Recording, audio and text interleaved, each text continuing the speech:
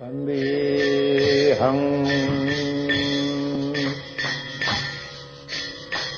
Sri Guru Sri Juta Padakamalam Sri Gurun Vanchakalpataruveshta kripasindhubevacha patitanam pavanebo vaishnavebo namo namaha Om agyanantimanam sagyananjana shalaka chakshush unmilitam jena tasmai sri gurave namaha Namo Vishnupadaya Krishna Prasthaya Bhutale Srimati Bhakti Vedanta Swami Tinamane Namaste Saraswati Devi Gauravani Pracharani Nina Visheshasana Pashtatadeshtani Hare Krishna, welcome. We're continuing with our study of Bhakti Sastri, Bhagavad Gita, translations and purports by His Divine Grace A.C. Bhakti Vedanta Swami Srila Prabhupada, ISKCON founder Acharya. Today we'll be covering the 11th chapter. In chapter 10, Krishna explains how he's the origin of everything, and he presents the Chatur Shloki Gita, and then Arjuna responds to that, and then we had a listing of 82 different specific opulences, Vistarena Atmana Jogam Vibhutam Charjanardana, where Krishna in more detail explains his manifested opulences throughout this world. As Prabhupada explained in a purport in Srimad Bhagavatam, the indirect expansions of Krishna's opulence. In chapter 11, Arjuna requests Krishna to show the Virat Rupa, and Krishna describes the Virat Rupa, then Sanjaya describes the Virat Rupa, and then Krishna instructs Arjuna to become an instrument in his mission. In chapter 10, Krishna very clearly declared himself as the Supreme Personality of Godhead and the source of everything, Aham Sarvasya Prabhavo. In text number 8, Ekang Shtena Shtito Jagat, everything is resting upon a fragmental expansion of me. In text 42. So, in chapter 11 now, Pashame Jogamashran, behold my mystic opulence. Krishna will anyone can say that I am the source of everything, everything is resting on me, anyone can say that. But in order to verify his statement he made in chapter 10, Krishna now will demonstrate everything. When Arjuna is standing on the chariot, Ekam Stena Stito Jagat, and he shows everything to Arjuna in the Virat Rupa, the huge cosmic manifestation form of the Lord. Prabhupada's commenting, Arjuna wants to see the universal form to set a criterion, for in the future there would be so many impostors who would pose themselves as incarnations of God. The people therefore should be careful. One who claims to be Krishna should be prepared to show his universal form to confirm his claim to the people. We see many so-called incarnations of God constantly appearing in the public eye. You can watch the Ashta channel on the television, and you'll see many gods speaking. Many gods are there and many new gods coming. Even if such preachers themselves may not directly claim to be God, it is rumored amongst their followers, and they allow those rumors to continue because after all it's quite convenient if many of your followers consider you God.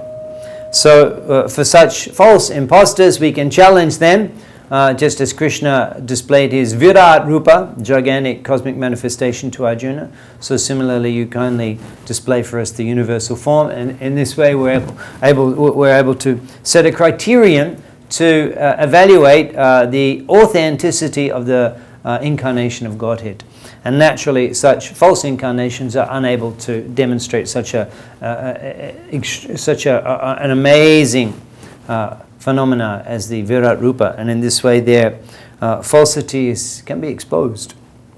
Prabhupada is describing the nature of the Virat Rupa in his purport to text number 5. As the material nature is manifested and not manifested, similarly this universal form of Krishna is manifested and not manifested. It is not eternally situated in the spiritual sky like Krishna's other forms. And in the Bhagavatam, in the 3rd canto, Prabhupada comments, the Virat Rupa or the Vishwa Rupa The gigantic universal form of the Lord, which is very much appreciated by the impersonalists, is not an eternal form of the Lord. It is manifested by the supreme will of the Lord after the ingredients of the material creation. The Virat Rupa is not an eternal form of the Lord exhibited in the spiritual sky. It is material manifestation of the Lord. The Archavigya, or the worshipable deity in the temple, is a similar manifestation of the Lord for the neophytes. But in spite of their material touch, such forms of the Lord as the Virat and the Archa are all non-different from his eternal form as Lord Krishna. In text number 8, Krishna is explaining, Na tumam shakshushe drashtum annanaiva sachakshusha divyam dadami te chakshu pasham me jogam aishwaryam. You cannot see me with your present eyes, therefore I give you divine eyes to behold my mystic opulence. Pasham dadami divyam dadami te chakshu, divine eyes.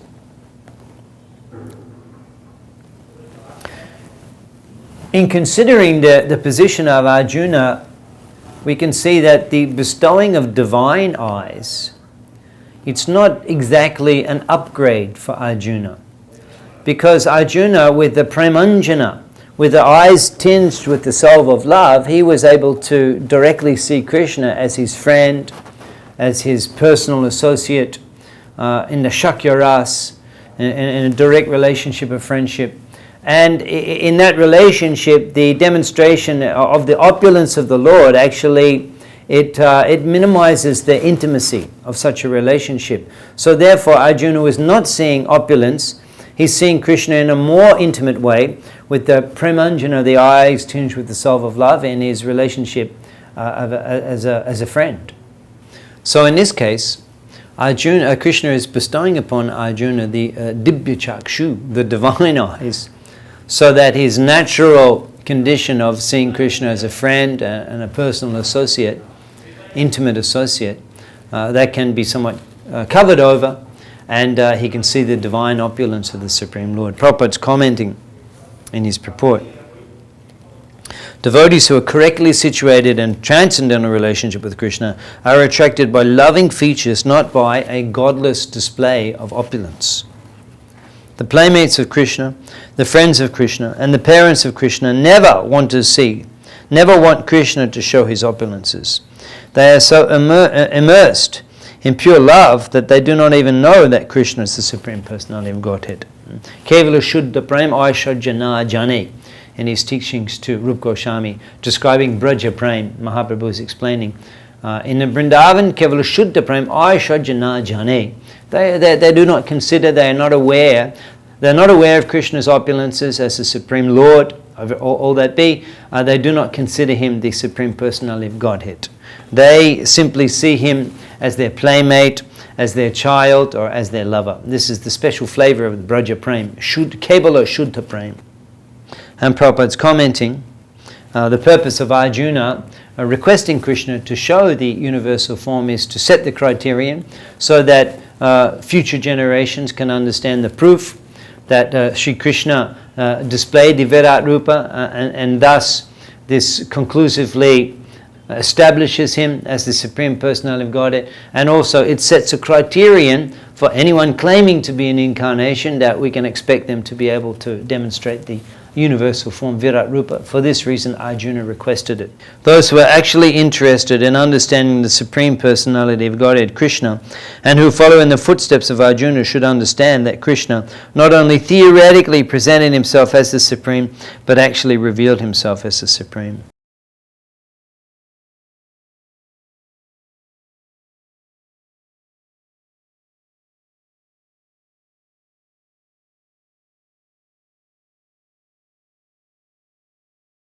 Prabhupada's commenting in text 14, after Krishna displays this gigantic form, the Virat Rupa, Vishwarupa Darshan. Before, Krishna and Arjuna had a relationship based on friendship. But here, after the revelation, Arjuna is offering obeisances with great respect, and with folded hands he is praying to Krishna. He is praising the universal form. Thus Arjuna's relationship becomes one of wonder rather than friendship. This is described this is mentioned by Srila Rupa Goswami in his Bhakti Rasamrita Sindhu as an example of where one of the 5 primary rasas, Arjuna was in the Shakya ras, it becomes overwhelmed by one of the 7 secondary rasas, in this case the Adbhut ras, or the ras of wonder. And Arjuna, sitting on a chariot with his folded hands, he's completely overwhelmed, seeing this gigantic manifestation of the Lord's potency. And very beautifully, Sanjaya describes in detail the gigantic universal form. So having heard the description of the Virat Rupa, Arjuna inquires in text 31 and 32, I want to know about you, for I do not know what is your mission. And Krishna explains, Kaloshmi lokakshaya krit prabrido. I am time, the great destroyer of the worlds. With the exception of you, the Pandavas, all the soldiers here on both sides will be slain. Therefore get up, prepare to fight and win glory. Conquer your enemies and enjoy a flourishing kingdom. They are already put to death by my arrangement, and you, Asavya Shachi, can be but an instrument in the fight. Nimitta matram bhavasavya Shachi. Prabhupada's commenting in his purport, text 32, this form of the Supreme Lord is the all-devouring giant, and here Krishna presents himself in that form of all-devouring time. Except for a few Pandavas, everyone who is present on that battlefield will be devoured by him. Arjuna was not in favor of the fight, and he thought it was better not to fight, but then there would be no frustration. In reply, the Lord is saying that even if he did not fight, every one of them would be destroyed, for that was his plan. And Arjuna should simply nimitta matra bhava. Nimitta means the instrument, bhava, become, nimitta matra bhava, become my instrument, savya shachin. Prabhupada's commenting on this fact in his lectures. That is the beauty of the Lord's dealings with his devotees. Sometimes the Lord gives more credit to his devotees than he takes for himself. For instance, on the battlefield of Kurukshetra, Lord Krishna fought simply by giving directions. Yet it was Arjuna who took the credit for fighting. Nimitta matram bhavashavya shachin. Everything was arranged by the Lord, but the credit of victory was given to Arjuna. Similarly, in the Krishna consciousness movement, everything is happening according to the prediction of Lord Chaitanya, but the credit goes to Lord Chaitanya's sincere servants.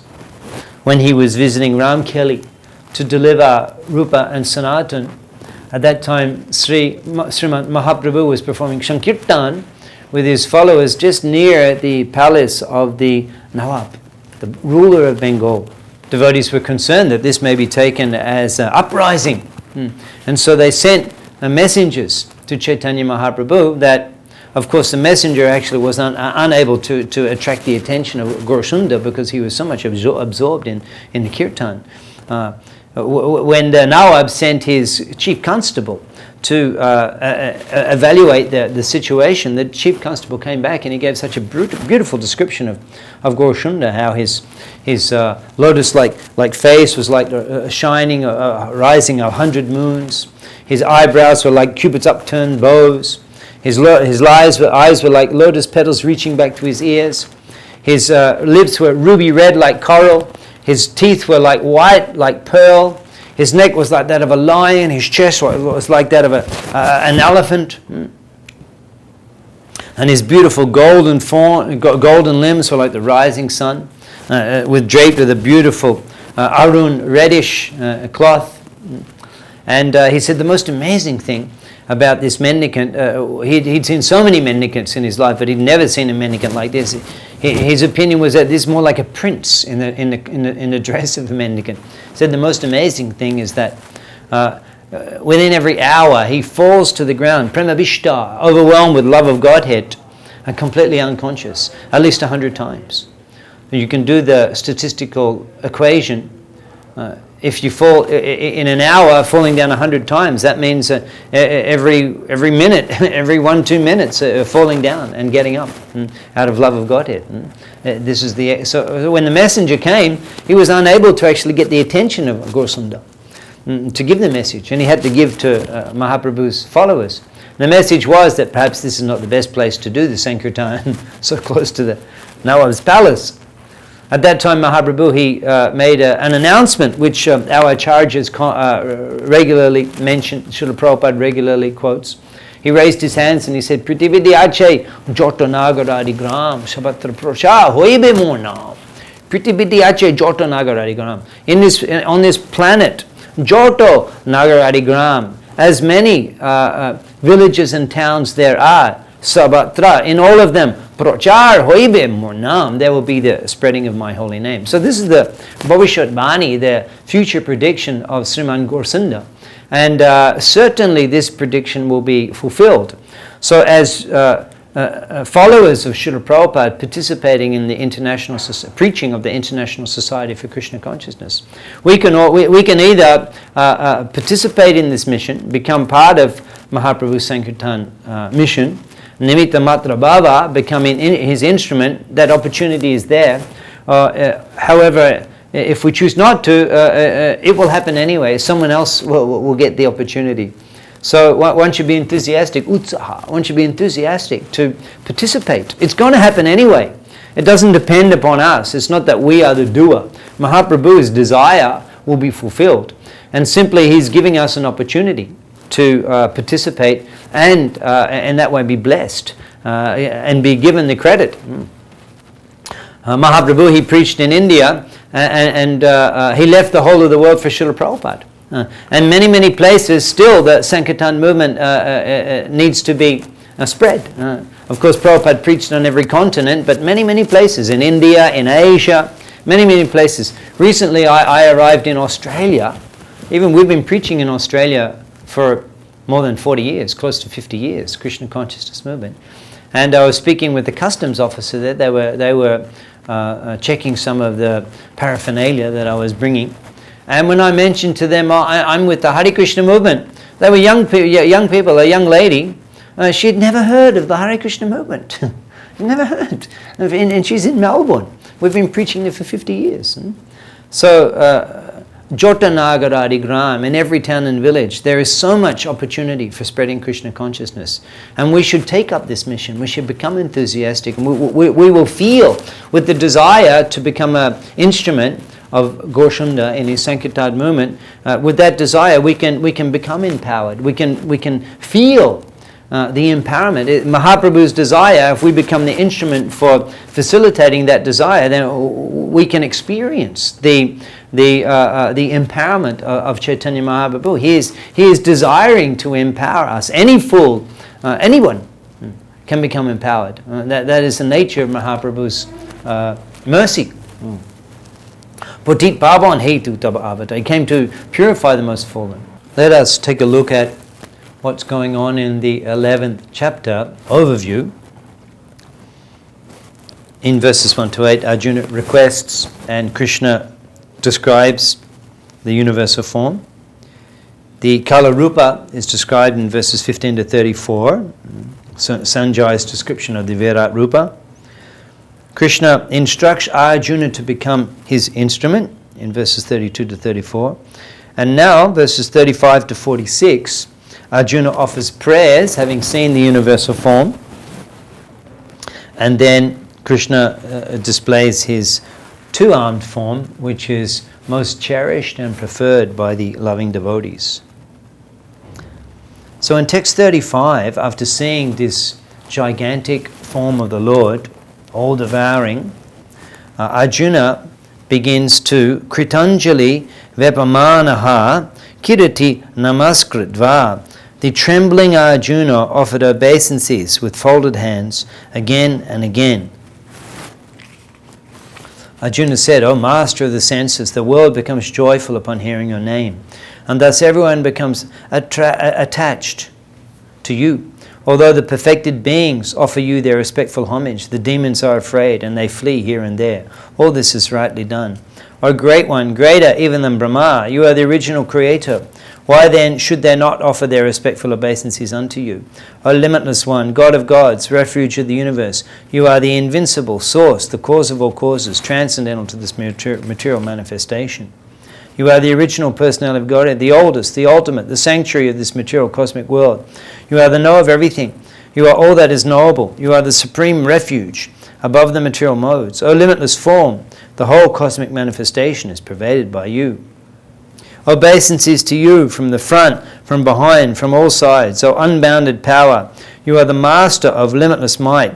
You are all-pervading, and thus you are everything. The prayers of Arjuna are full of Aishwarya and wonder, appreciating the opulence of the universal form.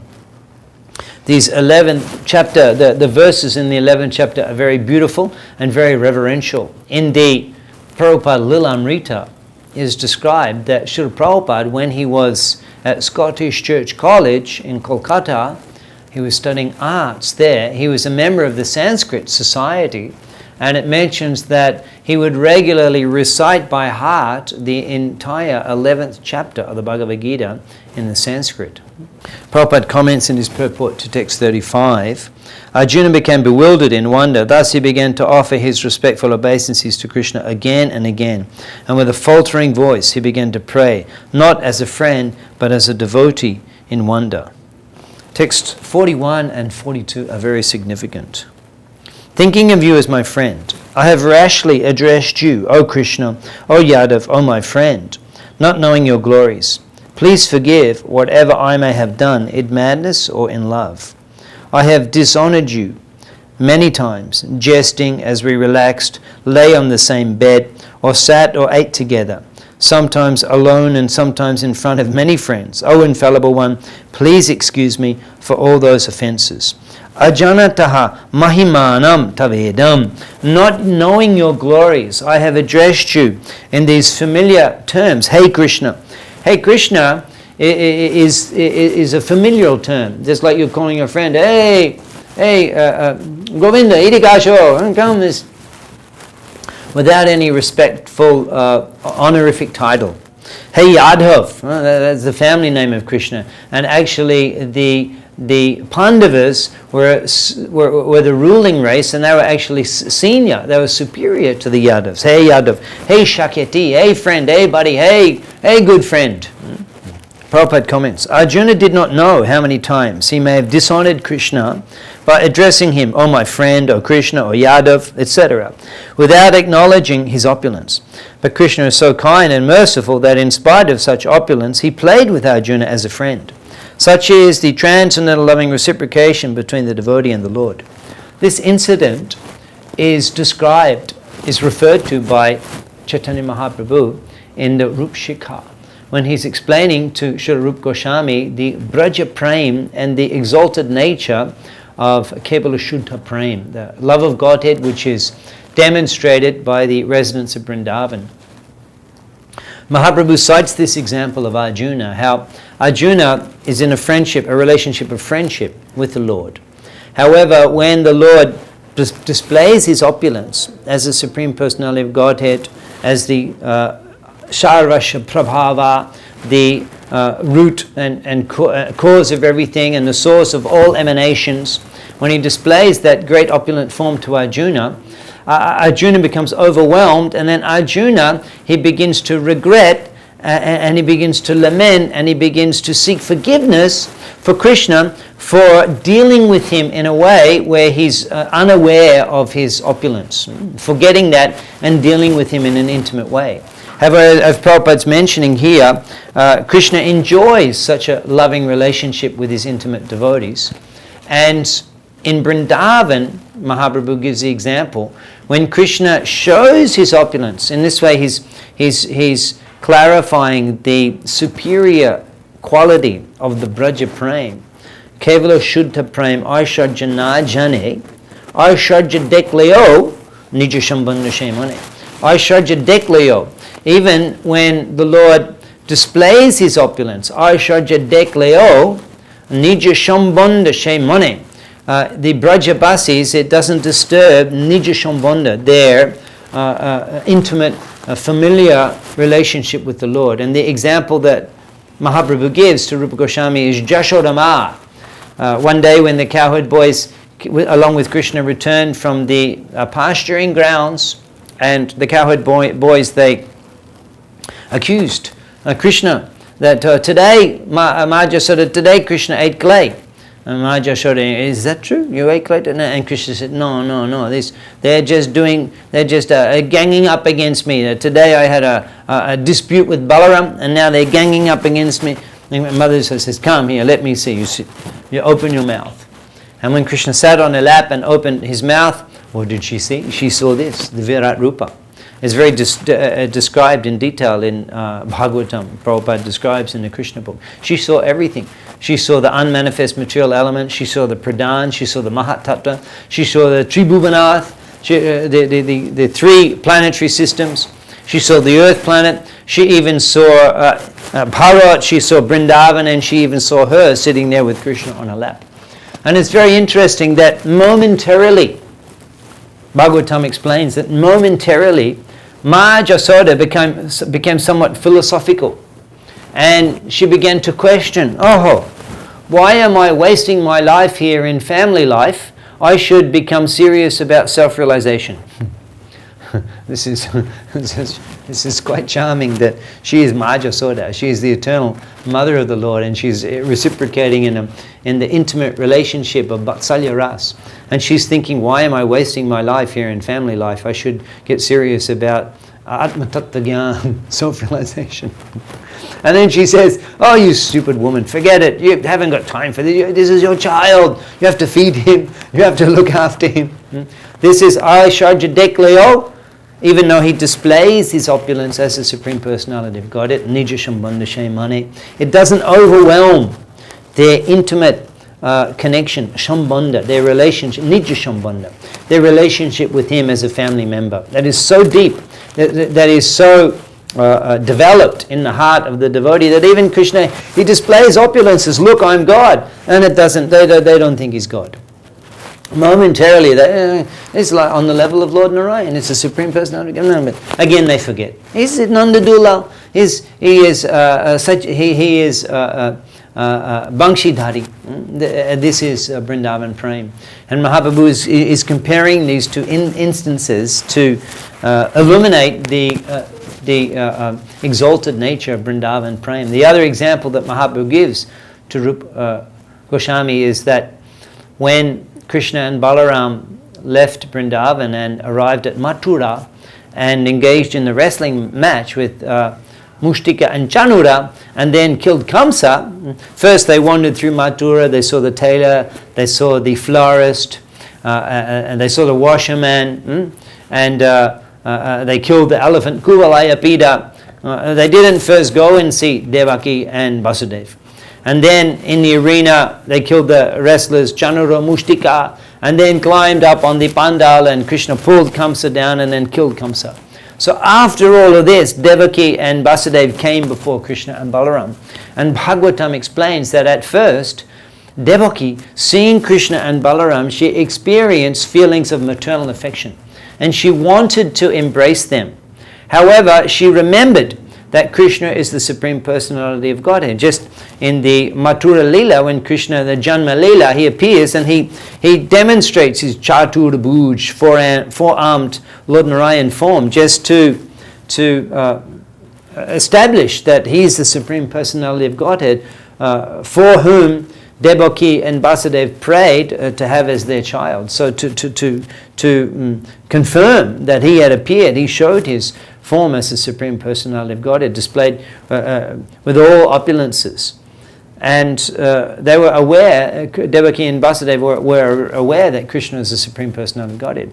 So remembering that, even though she's feeling she's experiencing these feelings of maternal affection, and she wanted to embrace Krishna, she restrained herself and she offered her respects.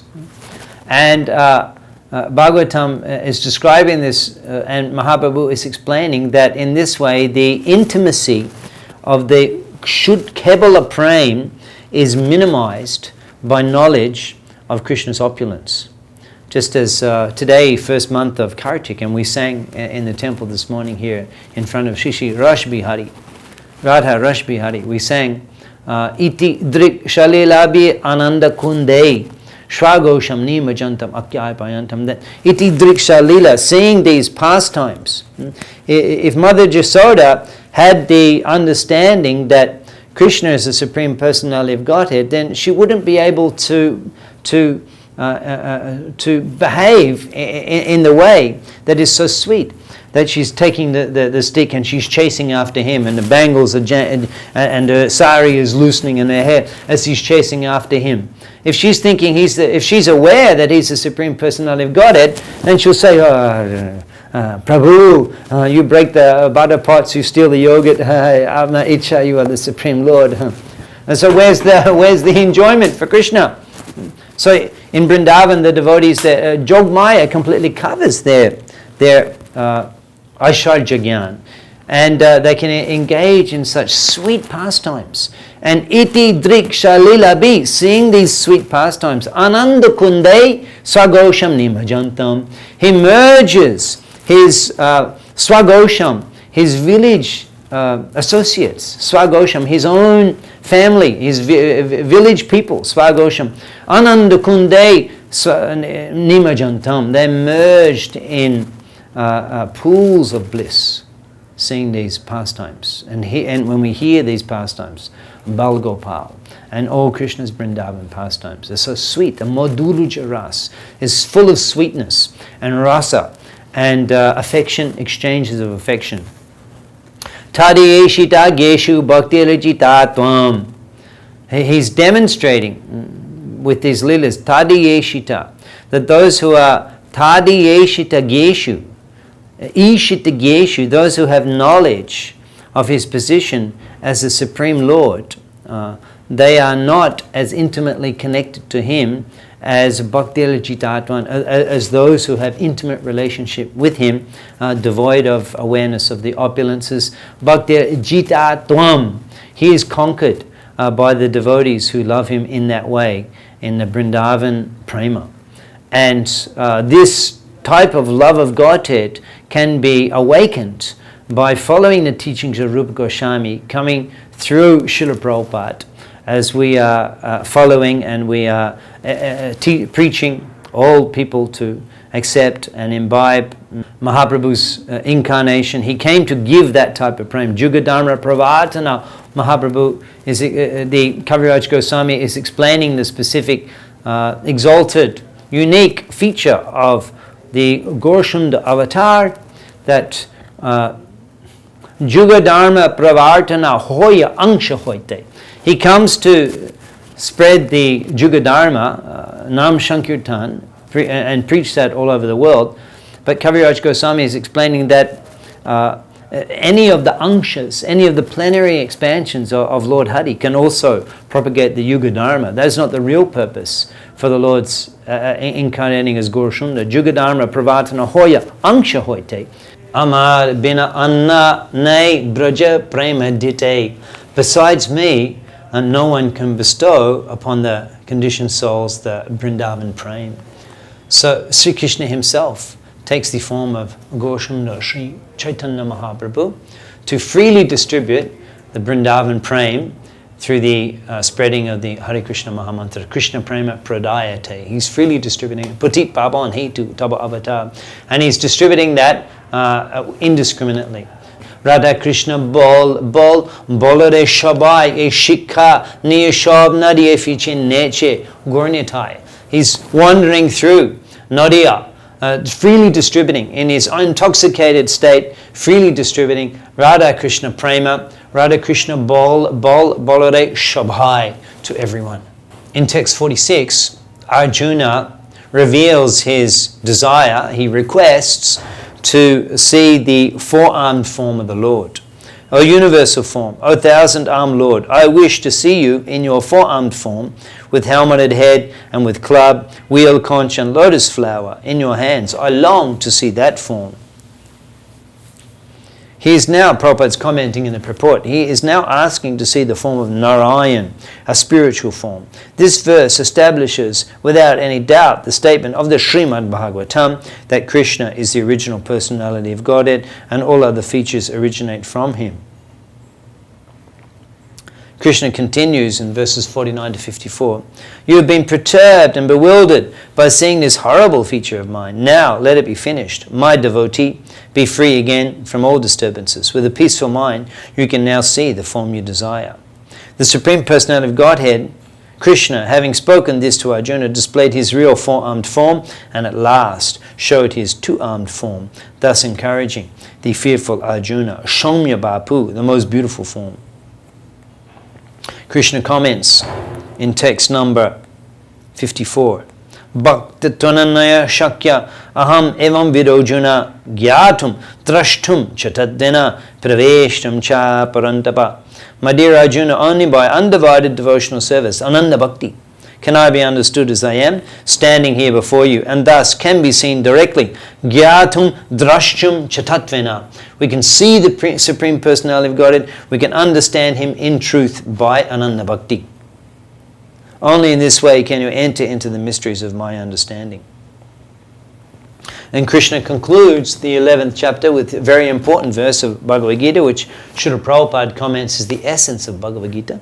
Mat kama krin, mat paramo, mat bhakta shanga bharjitaha, niravara isharvabhuteshu, yashamamiti pandavaha. My dear Arjuna, he who engages in my pure devotional service, free from the contaminations of fruitive activities and mental speculation. He who works for me, who makes me the supreme goal of life, and who is friendly to every living entity, he certainly comes to me. In the purport, mat karma krin, one should engage in serving in the mission of the Lord, one should work for the Lord. Mat parama, one should make satisfaction of the Lord the ultimate goal of his life. Mad bhakta, one should become the Lord's devotee. Sangavarjitaha, one should abandon other motivations such as material remuneration or even liberation in the impersonal Brahman. And niravayarai saravabhuteshu, one should be free from envy of all living entities, recognizing that Krishna Odishtan, that Krishna is present in their heart, and treat all living entities with love and encourage them also to awaken their Krishna consciousness. Prabhupada describes this as a formula of Krishna consciousness. Anyone who wants to approach the supreme of all personalities of Godhead in the Krishna Loka planet, in the spiritual sky, and be intimately connected with the Supreme Personality of Godhead Krishna, must take this formula, as stated by the Supreme Himself. Therefore, this verse is considered to be the essence of Bhagavad Gita. So in the 11th chapter, we saw Arjuna requesting Krishna to reveal his universal form, to prove what he had said in the 10th chapter, Aham Sarvasya Prabhava, everything emanates from him, and to set a criteria for any incarnation of the Lord to show the universal form. Mentioned here that this universal form was never seen before. When Krishna went to the palace of the Kauravas, he displayed a partial manifestation of the universal form to Duryodhana and others, and even Duryodhana still foolishly thinking at that time he would be able to capture Krishna and put him in the jail. And on another occasion in the Gaur Lila, also Advaita Goshai at one time requested Gaurshunda to reveal his universal form, and he displayed the Virat Rupa to Advaita Acharya. And at that time also Nityananda Prabhu came and he also took darshan of the Vishwarup. And Advaita Goshai commented, this is my show, what are you doing here? And in the sweet Navadip Leela, Sriman Mahaprabhu displayed the Virat Rupa. And we saw Arjuna's prayers in appreciation, the Adbhut Rosh, as he was overwhelmed with the magnificence and the greatness of the opulence of the Lord in the Virat, huge, gigantic manifestation. He saw all of the soldiers on both sides being devoured by the ferocious teeth of the universal form. He inquired about the Lord's mission, and the Lord explained that I have come here to remove the burden of the earth, nimitta matra bhava, and you become my instrument. Arjuna subsequently lamented over his intimacy and that he forgot the opulence of the Lord, and Mahaprabhu is explaining that as an example of how In Vrindavan, even when Krishna displays his opulence, it doesn't overwhelm the intimate relationships that the Brajavasis have with the Lord, and this indicates the superlative nature of the Braja Prem, which can be awakened by chanting Hare Krishna following the instructions of Chaitanya Mahaprabhu and Rupa Goswami. Krishna subsequently just demonstrates his forearm form to Krishna, and Prabhupada indicates this is evidence that Krishna is to Bhagavan Swayam, as Bhagavatam explains that Krishna is the original form of Godhead, and then his beautiful two-arm form. In this way, in the 11th chapter of Bhagavad Gita, the universal form of the Lord is displayed. Prabhupada comments in his purport to text 55, in the Brahma Samhita it is stated that those who are attached to Sham Shunda form of Krishna and love and devotion can see him always within the heart and cannot see anything else. One should understand therefore that the purport of this 11th chapter is that the form of Krishna is essential and supreme. Hare Krishna.